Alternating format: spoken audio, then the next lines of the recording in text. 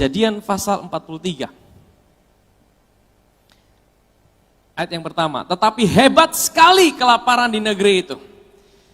Ya, hebat sekali itu artinya kelaparannya bukan tambah reda, tapi tambah parah.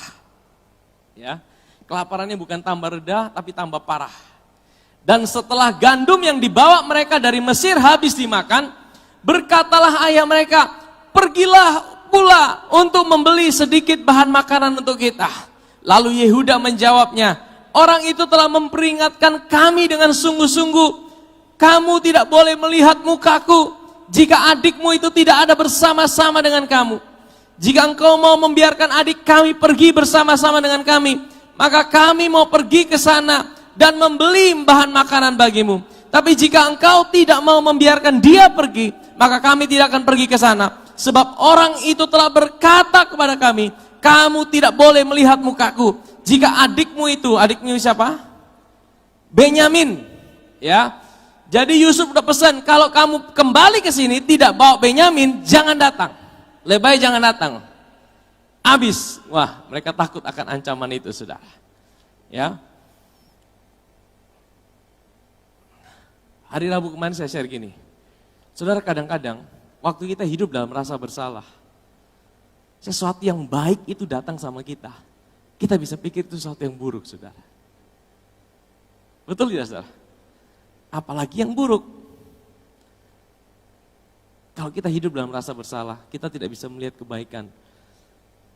Tapi kalau kita hidup dalam sebuah kepastian, Tuhan mencintai aku. Dia tidak pernah tinggalkan aku. Dia selalu ada bersamaku. Bahkan di tengah hal buruk kita bisa melihat kebaikan Tuhan. Amin, saudara. Saudara, mari kita baca terus, saudara. Jawab mereka, orang itu telah menanyai kami. Oh, sebentar, ayat berapa tadi? Ayat 6 ya. Lalu berkatalah Israel, mengapa kamu mendatangkan malapetaka kepadaku dengan beritahukan kepada orang itu bahwa masih ada adikmu seorang. Saudara, ini Yakub ini seperti sudah dalam tekanan, dia sudah terhimpit. Akhirnya dia bilang, kalau saudara baca di kejadian sebelumnya, kejadian 42, dia bilang, ini semua sedang melawan aku. Ini kejadian semua ini sepertinya mengintimidasi aku. Ini semua ini seperti aku ditinggalkan, semua melawan aku. Sudah pernah mengalami situasi seperti itu? Sudah merasa seperti semua keadaan itu seperti menghimpit hidup saudara. Yakub ini, saudara tahu, dia mengalami situasi terpojok. Karena apa? Saudara tahu, yang paling disayang sama dia siapa? Benyamin. Yusuf udah tidak ada di mata dia, udah mati. Tinggal Benyamin. Dan pilihannya adalah kalau mau kembali ke Mesir harus bawa Benyamin. Saudara, bagi Yakub, Simeon yang ada di Mesir, dia tidak ingat, saudara. Dia tidak ingat Simeon. Saudara ingat Simeon masih di Mesir? Ya. Jadi 10 pergi, 1 ditahan sama Yusuf. Namanya siapa?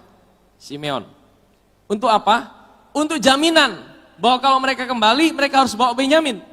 Tapi waktu mereka kembali 9 orang, mereka cerita, Yakub bilang, kalian ini kenapa bodoh cerita, masih ada papa, masih ada adik.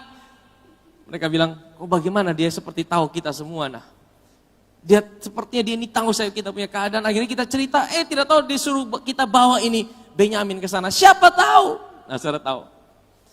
Saudara tahu ini yang dalam pemikiran saya begini. Waktu itu Yakub pikir, sudahlah mau Simeon hilang-hilang. Saya mau tanya sama saudara. Kira-kira mereka tahu tidak resesi itu akan terjadi sampai 7 tahun?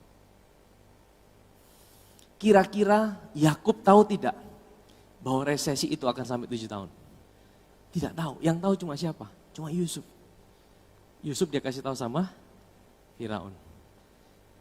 Jadi Yakub pikir, ya sudahlah, mau Simeon hilang-hilang. Saya bayangkan mereka berdoa sama Tuhan tiap hari setelah menerima makanan. Tuhan, cepat resesinya selesai Tuhan. Besok tanam bisa tumbuh kembali Tuhan. Jangan lama-lama Tuhan, ini persediaan cuma 1 tahun Tuhan. Cepat kasih resesi ini selesai. Kira-kira doa mereka dijawab tidak sama Tuhan?